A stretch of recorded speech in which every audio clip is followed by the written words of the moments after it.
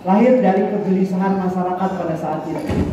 Misalnya dulu masyarakat yang suka mencuri misalnya kan, maka kemudian diciptakan ada cerita kancil dan petani misalnya yang kancil yang mencuri timun. Kita juga sebenarnya bisa membuat dongeng yang kegelisahan hari ini, kegelisahan bersama itu apa?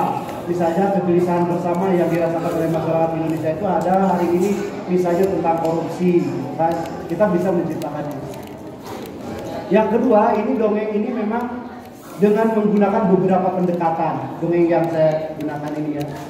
Pertama, dongeng ini menggunakan pendekatan teater modern dan teater tradisi. Ya. Jadi harus memahami dulu apa itu teater modern dan apa itu teater tradisi.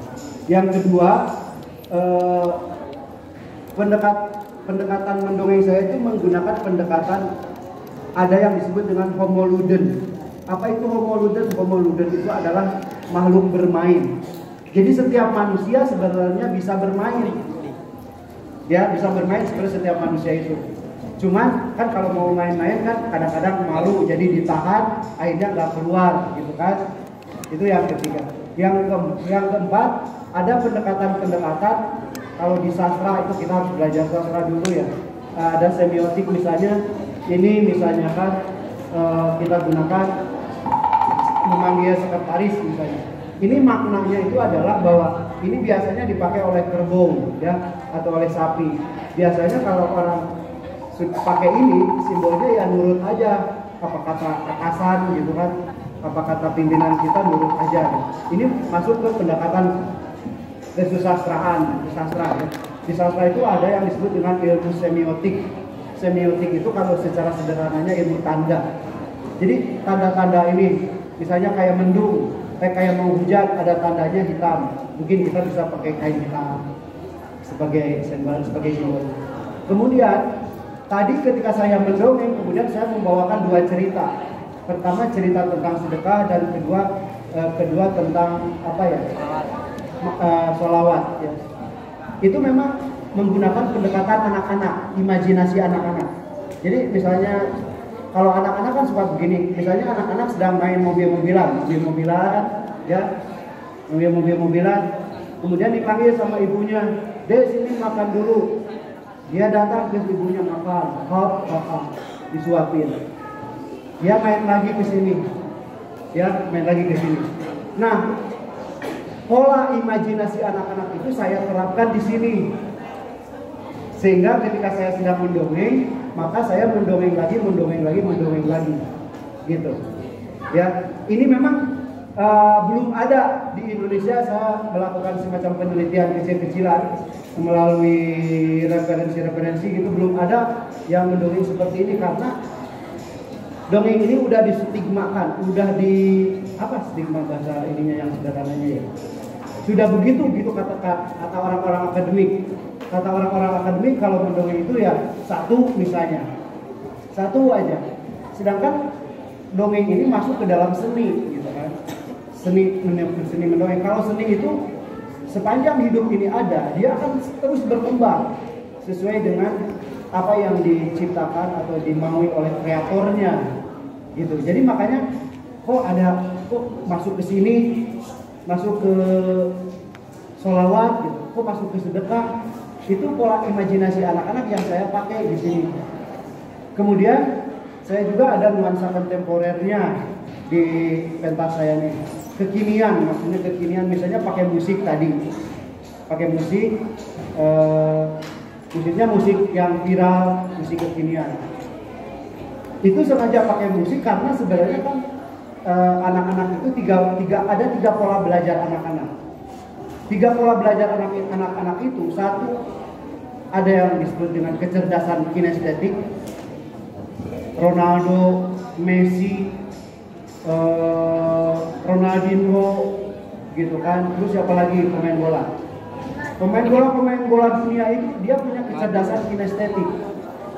Ya, ada orang yang bisa menggambar, nah itu adalah kecerdasan visual.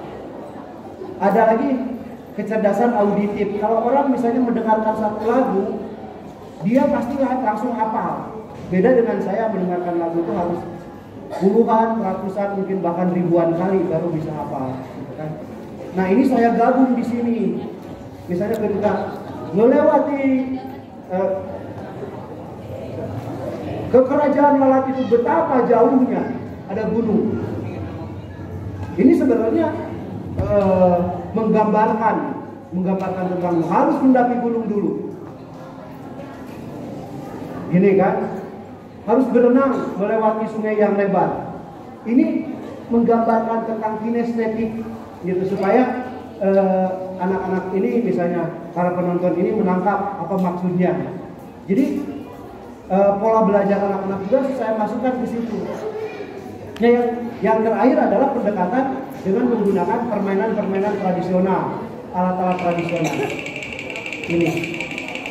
Ini sebenarnya kalau ini maksudnya lebih kepada memperkenalkan kepada anak-anak, mensosialisasikan kepada anak-anak bahwa kita dulu punya ini. Nah ini ciptaan orang-orang tua dulu misalnya kan. Terus kita punya kipas. Sekarang kipas kan dari plastik kebanyakan. Kemudian kita punya kentongan. Kemudian kita punya pistol-pistolan.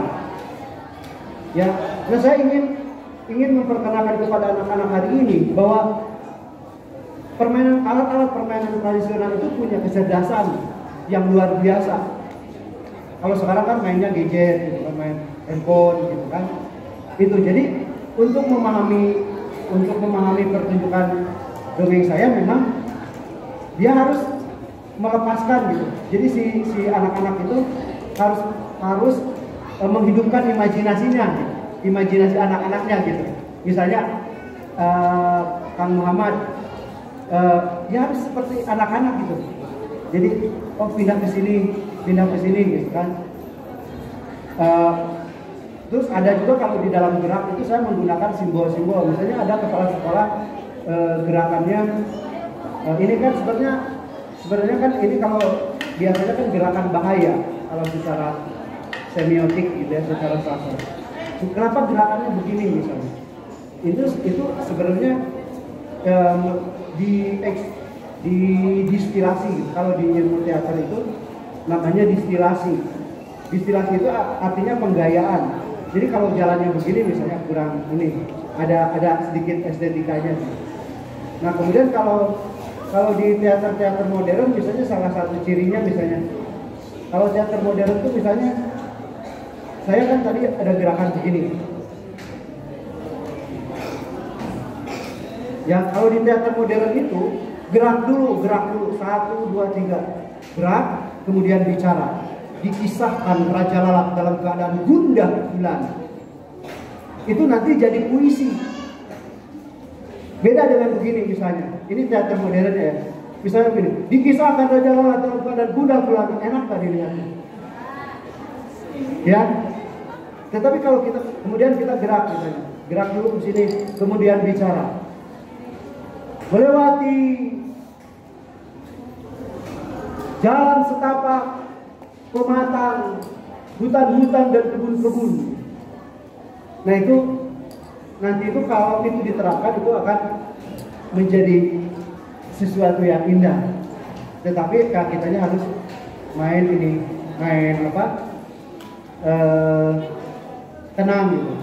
Makanya penontonnya juga memang harus ini ya, kalau ada penonton yang di sono, di sini gitu. Jadi chemistry-nya itu gak nyambung.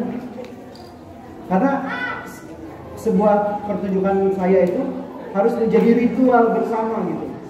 Kalau misalnya ada yang di sono, ada yang di sini, terus jalannya ke sana, saya jaraknya beda dengan ini, itu jadi saya kadang-kadang jadi bingung sebagai seorang pemain gitu ya.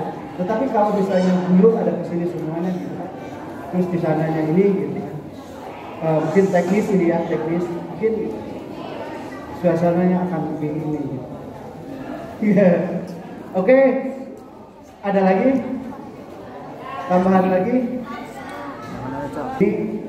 Dari sini saya mau sedekah dongeng ke Purwakarta ya, pesantren-pesantren yang ada di Purwakarta. Nanti pada bulan Oktober ada 5 pesantren yang mau saya kunjungi. Nah, mudah-mudahan di sini ada yang tertarik juga mendongeng, karena mendongeng itu bebas ya. bebas gitu. Artinya tidak ada ilmu-ilmu khusus tentang menang itu, tidak ada ilmu-ilmu khusus. Yang ada itu adalah ilmu-ilmu gabungan. Jadi misalnya ilmu komunikasi, ilmu seni teaternya gitu kan, tradisi. Kamu mau nanya soal? Ya nanya.